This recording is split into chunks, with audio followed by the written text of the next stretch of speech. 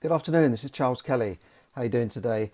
Here in London on a sunny afternoon, spring is in the air and all that, but we want to talk to you today about the landlord eviction ban, and in yet another blow to landlords and buy-to-let investors in the UK, the government has extended this ban on evicting tenants who are not paying their rent, and they call it a ban on bailiff-enforced evictions.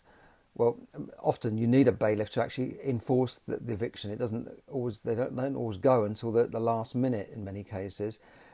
So it is quite a serious ban, and this has been extended until the 31st of May, and then from June they said the ban will taper off, but we don't quite know what taper off really means. They haven't really explained this properly, so we are left in a bit of confusion here as to what taper off. And no doubt this will be explained at some stage. When you say taper off, no details have been released, so nobody can really plan ahead. The Housing Secretary is called Robert Jenrick, and he said, I'll read it out, the government will consider the best approach to move away from the emergency protections from the beginning of June, taking into account public health advice and the wider roadmap. What does that mean? The wider roadmap. When you're a landlord with a mortgage and someone's not paying their rent and maybe hasn't paid it for a year, you're not interested in the roadmap, the wider roadmap, or the public health issues. You just want to get your property back so you can put somebody in who actually pays rent. And I think that sounds a bit selfish, but buy-to-let landlords are not there to provide emergency housing, social housing, which the government should be providing. But it's this thing of, you can't evict anybody because they might spread COVID around. I just think it's a load of nonsense. Somebody from the Ben Beadle from the National Residential Landlords Association, which is a merger of the NLA with the other association. And I think if you're a landlord, you should be a member of this NRLA association, because it does provide advice to landlords. It only costs £100 and something a year. You can go on conferences, webinars. You can actually learn things about evictions, for instance, how they work, Section 21, Section 8, and they provide a lot of advice. There is an advice line as well. So I'd recommend, if you're a landlord, property investor, do join that organisation. Anyway, he said the further extension to the repossessions ban will do nothing to help those landlords and tenants financially hit due to the pandemic. And he goes on to say, given the cross-sector consensus for the need to address the rent debt crisis, it suggests that the government are unwilling to listen to the voices of those most affected. If the Chancellor wants to avoid causing a homelessness crisis, he must develop an urgent financial package to include interest-free government-guaranteed loans to help tenants in arrears to pay off their rent debts built up since March 2020. So that's quite hard hitting, and he says this is vital for those who do not qualify for benefit support, which a lot of people are not. Without this, more tenants face losing their homes, and many will carry damaged credit scores, making it difficult to rent in the future and causing huge pressure on local authorities where they can least manage it. I think that says it in a nutshell, really. Very hard hitting. Normally, they don't come out with hard hitting statements like that. They try and work with the governments and with the ministers, but this is very hard hitting. And that's an important point, that last point, that if a tenant leaves the house and says, well, I'm going now, you can't do anything about me, I've had a year's rent free and I'm off, a landlord can still sue the tenant. They can still sue the tenant for the debt. It's different from from taking them to court to get possession. This is suing them for the debt outstanding, and that can go to the county court. And if they get a county court judgment against them, that they will be blighted. Their credit history and credit score will be blighted for 6 years, and it will make it very difficult for them to rent another property, because since most letting agencies, most landlords now go through a vetting process, a referencing process, which includes a credit check. And you can't do anything without, if you've got a bad credit score, it's very difficult to open a bank account, it's difficult to get a mobile phone contract. Even when you get an electricity contract, that they do a credit score on you, credit search.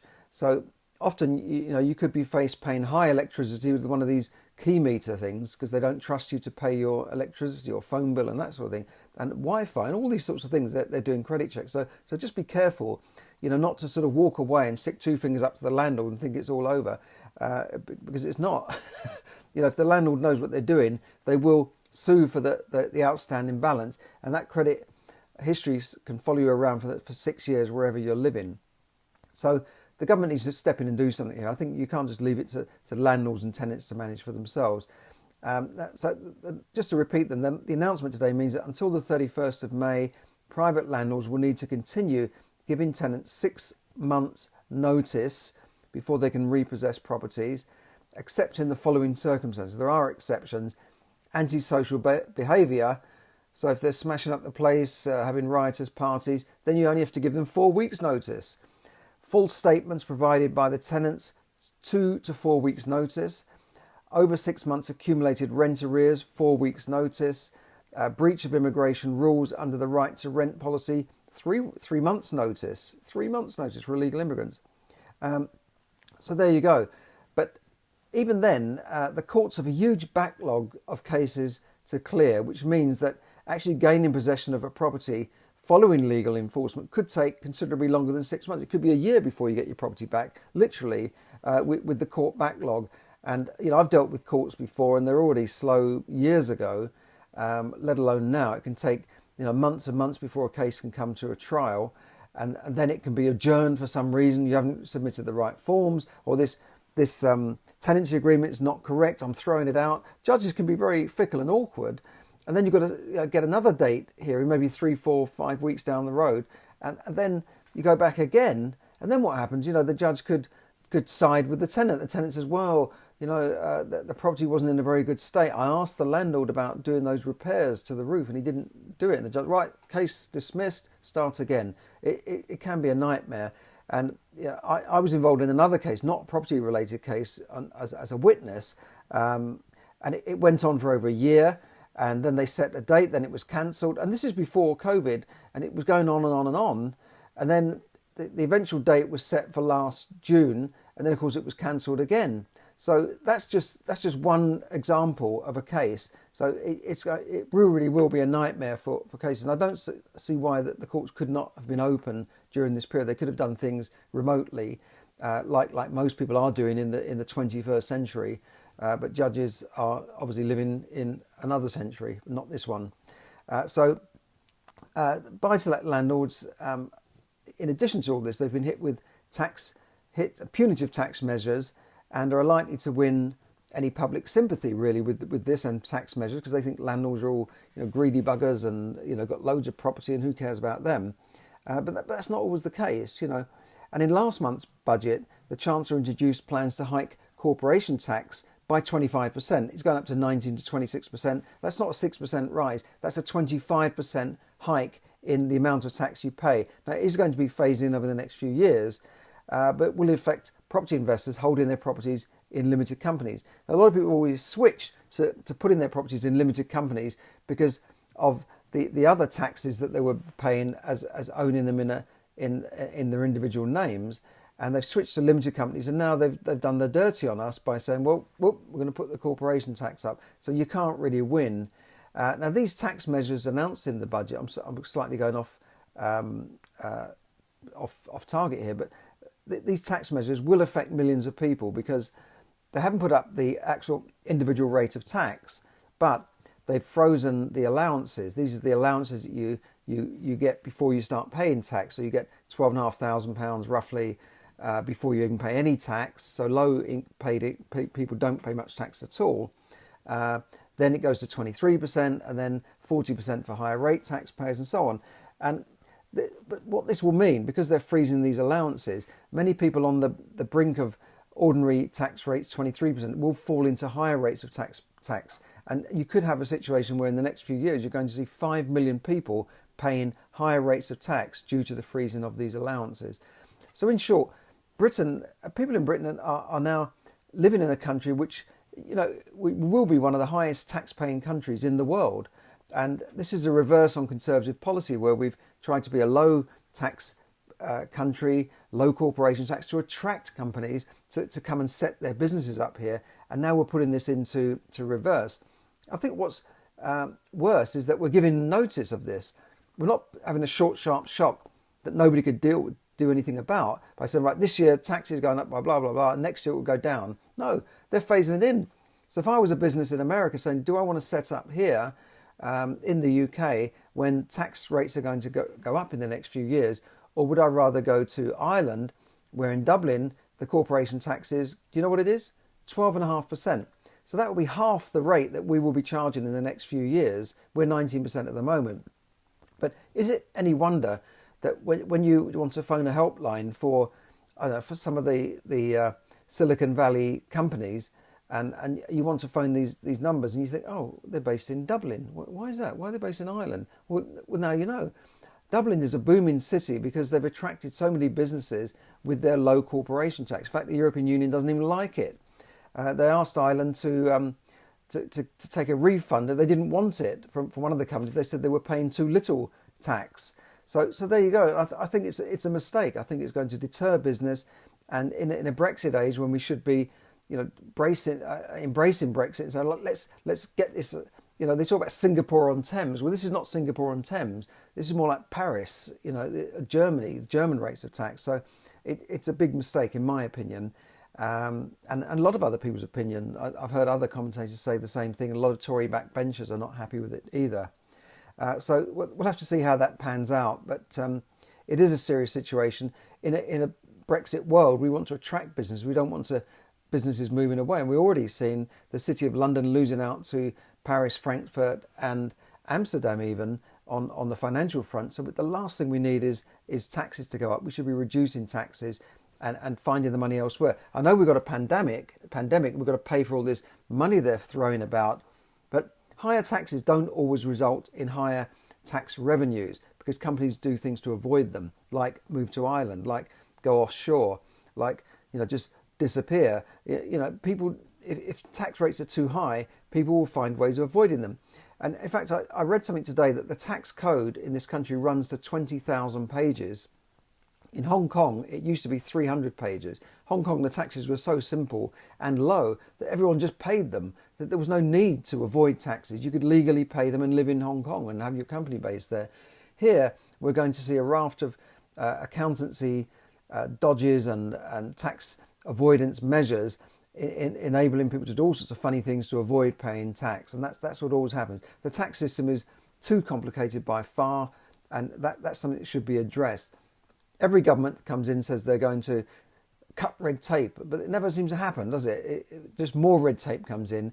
And in fact, I heard that in the last 10 years, we've had 1,000 tax increases over the board, across the board of all sorts of taxes. Yes, they've kept the basic rate of tax down, but when you think of all the other taxes we pay, we pay a huge amount of VAT. VAT when it started, I think it was 5%, 6-7%, something like that. Then it was 10%, 12.5%, 15%. I thought, hang on a second. Now it's 20, then 17.5%. Now 20%. That's a fifth of something you buy.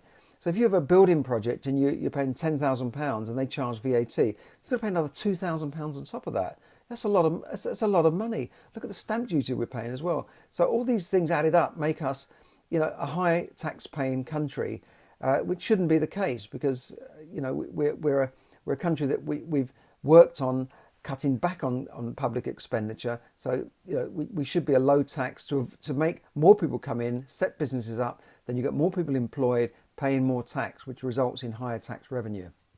So that's my little tax rant today. This eviction ban will not help the millions of property investors and buy-to-let landlords running really what are small businesses with mortgages in most cases. There are millions of buy-to-let landlords who have mortgages, and those have not been frozen. They're still paying those mortgages, and they're using this buy-to-let method to try and build up a pension for themselves or supplement their retirement income. If you're in retirement now and you've got interest rates so low that you're barely getting any return on a bank account or a building society account, you've got to do something. And many people have switched to property where they can get a 3 to 5% yield on a property, and they need that income to live on. So it's a real blow to them. And we've already got a pensions time bomb in this country. This partly goes back to Robert Maxwell, and I won't go into that whole story. This is the father of Ghislaine Maxwell, who's currently in prison in America for helping this Jeffrey Epstein. And he stole money from the Mirror Group pension scheme. He stole millions of pounds of pensioners' money from the Mirror Group and gambled it all the way. And this is why legislation was brought in, a lot of red tape was brought in, and a lot of companies said, we're not going to run final salary, defined benefit pension schemes anymore because of this. And so now we've got a lack of companies providing proper defined benefit pension schemes, which now only the public sector workers get. Then you've got people so confused by the pension rules that they're not putting enough money into pensions. And you've got a lot of people coming up to retirement that will not be able to afford to retire.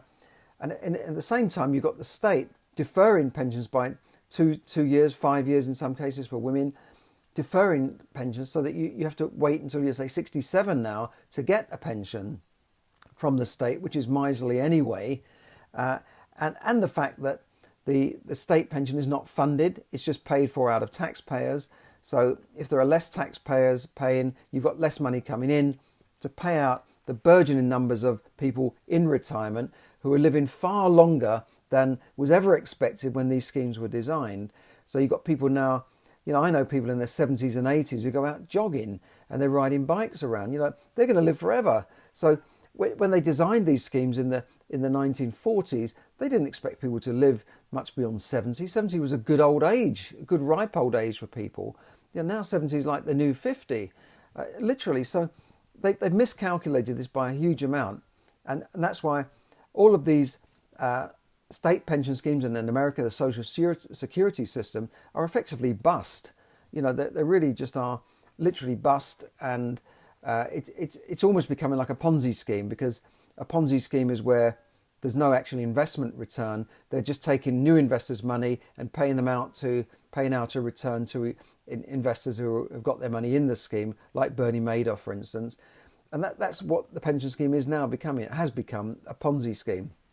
So with this, the government should be encouraging people with tax breaks, not taking away tax reliefs from them, tax breaks to get them to invest in small businesses, which are buy-to-let businesses, and to help, to encourage them to do it. But unfortunately, a lot of people in government have never run a business. They don't know what it's like to be an entrepreneur, and that's where we're failing. And certainly civil servants have come out of Oxford and university, gone straight into the civil service. They just haven't got a clue. So, we need a big radical change here to get the country moving with growth, not just higher taxes. So that's my tax rant for today. Now, I put up on the link here an article about will property prices crash this year, my opinion on this. And, many property owners have websites, and they have kind of a static website which says, we are ABC Property Limited, would you like to sell your house? And of course, nobody visits that website. If they visit it, they get confused and leave it. So there is a new way of running a website for any business, really, not just property investors, but any business that wants to sell things online. And it's called funnels, using funnels. And a funnel in itself is nothing new. A sales funnel, is where you put a lot of prospects into a funnel, and then you gradually qualify them until that prospect is a proper lead, and then they can be approached or sold to, because you've qualified the ones out at the top that maybe haven't got any money or not interested, or don't want this product. And that's what a funnel is. In a website terms, a funnel is where you are literally doing the same thing. You have somebody who visits a page, say, are you interested in finding out more? Well, yes. Sign here, put your name here, and we'll send you an email. That's a funnel. And a lot of websites don't have that. They just have people coming and going, like walking into a shop and looking around and then walking out again. So funnels have been around for a few years in websites, but most web developers have no idea how to build them, no idea what they are. They just want to give you a WordPress site and take months to do it. But I discovered a funnel which has really helped me with my marketing business. It's helped me get things launched online within a matter of hours, because you've got ready-made templates there that you can say, well, I'll have that looks good, that looks the one for me, I'll click that one, then we'll put it on live, and it goes up within a couple of hours, literally doing it myself. And I'm no tech genius, And this is called, the one I'm using at the moment is called Groove Funnels. It's not the first one, it's not the only one out there, but why is Groove Funnels so different from anyone else? Well, first of all, it's usable, it's easy to use, even if you're not a tech genius. You can also hire people to run it for you, but you can do this yourself. Secondly, it actually works. Unlike when I was using ClickFunnels, you get it all set up, and for some reason it just doesn't work, and it's not that easy to use. And thirdly, the real clincher for me was that it's free to get started. You can actually get 3 free pages for literally without putting any money down. And when I say free, I mean proper free. It's not free where you give your credit card out and they say it's free for a month and then we'll start deducting $200 a month. No, it's not that free. This is actually free. It's free for life. You don't even have to put your credit card details in. So it's no fine print, no games. And you can literally get up and running and started. And even if you just don't use it, you can have a play around with it. So, well, can I do this? They've also got training there, free training, so they can guide you through the process. And in addition, they can also give, in addition to funnels and ready-made templates for funnels, you can bring in other funnels as well. You can have a brand website with full navigation. You can have custom domain names. You can use theirs or yours. You can have one-click upsell capabilities. You can build into this upsells, downsells, and order bumps. And you can also become an affiliate of theirs as well. But you can also add in things like shopping carts. Now, when I first got a website done and I wanted to add in a credit card facility, not only did it cost me hundreds of pounds for the bank, they charged me about £200 or £300 for the credit card facility, but the developer charged me about £500 to put it up. It was ridiculous. I once spent, in my business, we once spent £10,000 on one website, which is a WordPress website. It took about 6 months for the developer to get it sorted out. It was a good site in the end. It brought us money in.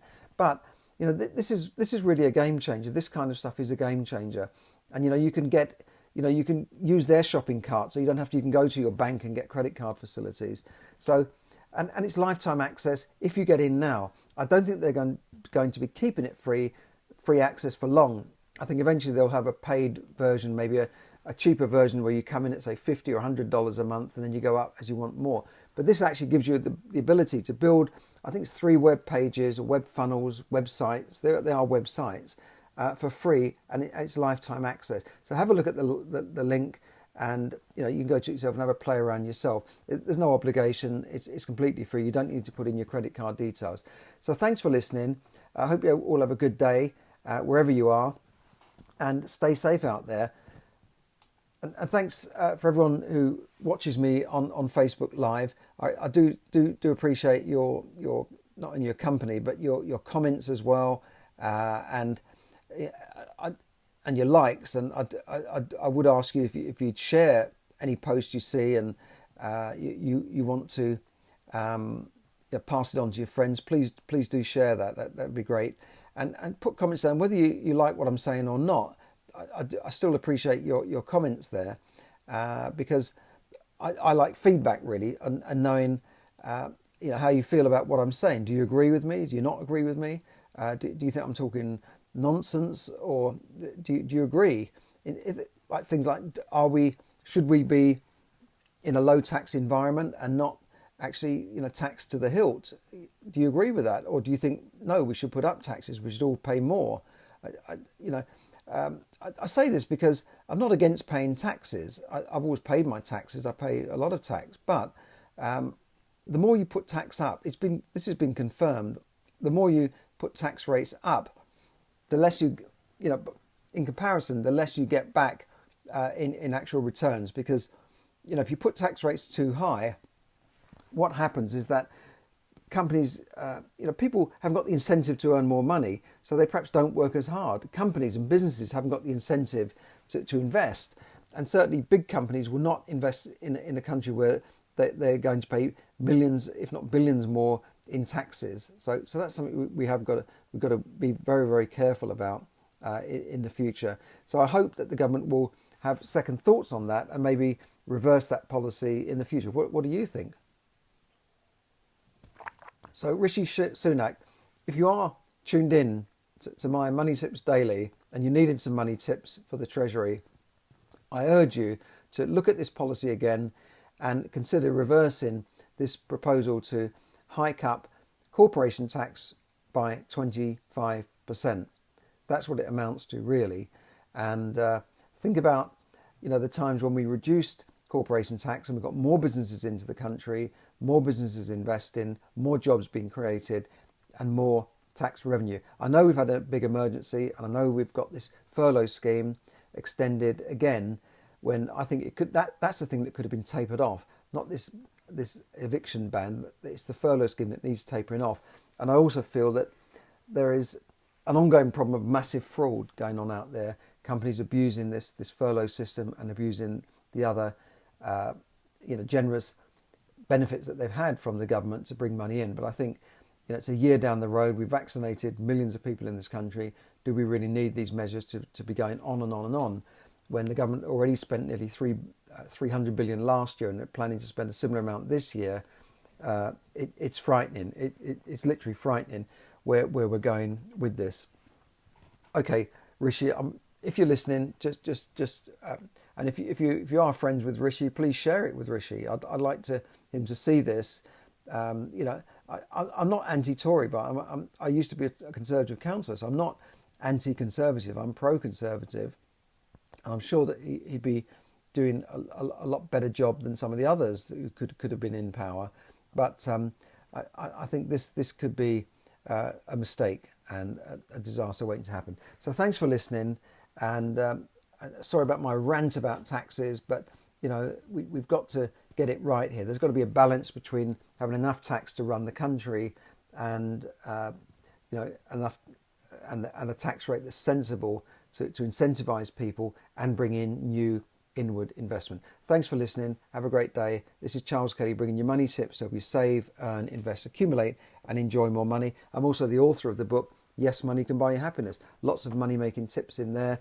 But the other thing is, if you are looking at websites, have a look at that link for the Groove funnels there. Thanks very much. Bye for now.